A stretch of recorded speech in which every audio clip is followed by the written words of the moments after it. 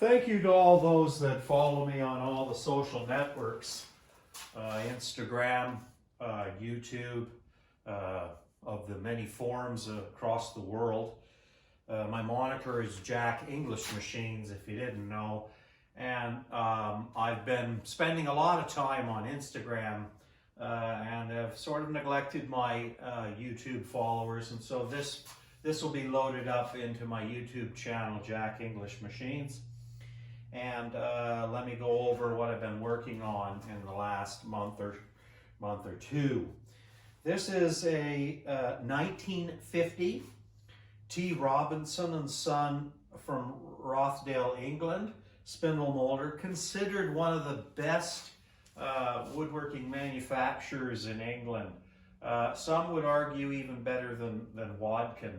Wadkin specialized in certain things, and Robinson was a more adverse manufacturer, making trains, locomotives, steam engines, massive machines, flour milling machines,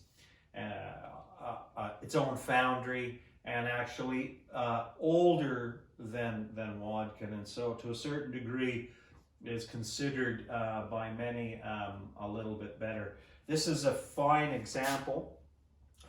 This is an NCT, 1.25" spindle with a patented locking top. The spindles can be replaced. It has a 6.5-inch rise and fall, which is extraordinary. It is solid cast iron. There's not a piece of plastic on it.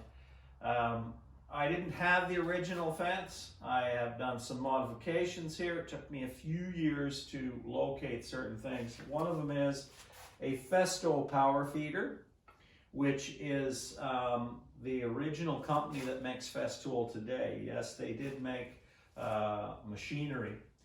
This apparatus here is a top bearing support, and I do have tall spindles that'll carry cutter blocks 12 inches under the nut, and it carries the top of the spindle, so there isn't any vibration. So you can have cutter heads up in this location, and that'll swing out of the way and lock.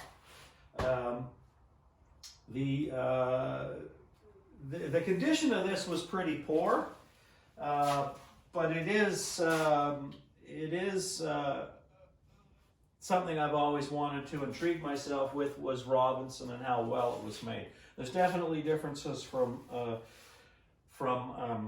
Wadkin, and they both have their own merits. Their pattern work is far more sophisticated than Wadkin's, I would say, and certain things are nice.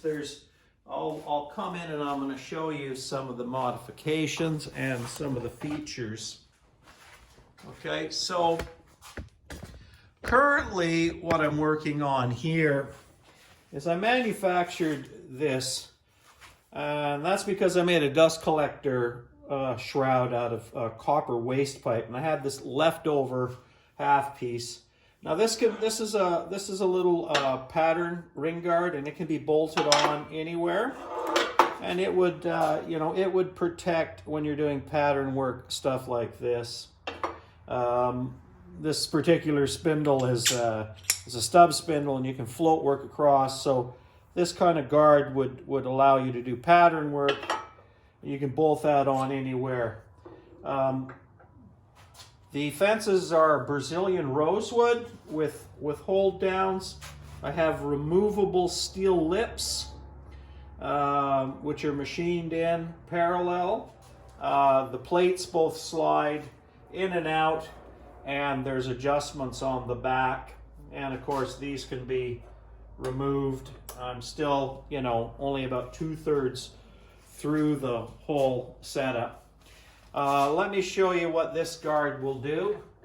So as I said, you can bolt that anywhere you want on the fence to use as a guard for when you're pattern shaping. But it can also be installed on the fence here. Sorry if I'm blocking the view. And give you guarding for above the spindle. So if the cutter block is in here, we can close in that bit make better dust collection. Okay, this can go in behind the fences and they can close in and fill that in. Okay, and so let me give you a handheld view of how things are coming together. I've got the letters painted. The electrical work is all done. The machine's looking very good. There's still some stuff to be done in here. The underside of the table is painted. This is the access to your bearings. All of the interior surfaces have been sprayed. This is a lockout switch. You can see it dispresses, and when you pull this out, that locks the spindle. So it's a mechanical, electrical lockout and a spindle lock. There's the sort of the guts, if you can take a look at it. She's a beautiful, beautiful spindle. The ways are hand scraped. She's as smooth as molasses. The guard that I have here came out from this waste T-pipe, which are made out of copper, and the other half of that got used for that. I hate to see it get wasted. Here's the back motor cover. It's Electric English Motor Company, completely rebuilt. That's your tension. All the electrical devices have been reworked.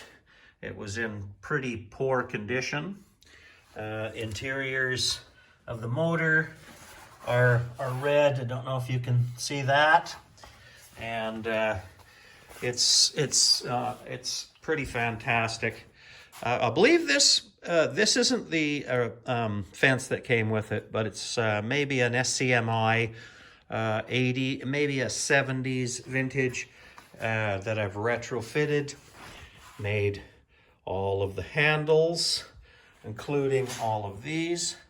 So this little guard here is the last thing I've made, and I'm about 2/3 done. Thank you, my YouTube and Instagram followers, for following along. I'm about 2/3 done.